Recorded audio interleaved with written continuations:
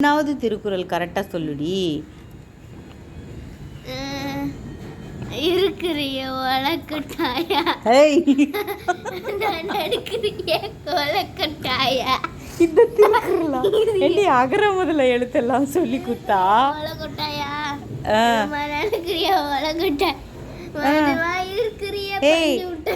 நான் திருக்குறள் சொல்லுன்னா நான் திருக்குறள் சொல்லு அப்படின்னா இருக்கிறியே ஓலைக்கொட்டை. இது திருக்குறள் ஞாபகம் வச்சுக்கலாம்ல. சொல்லு அகர முதல்ல சொல்லு. தீநாள் ரெண்டுத்தையும் சொல்லி சொல்லி கொடுத்த எவ்வளோ நேரமா தெரியாது.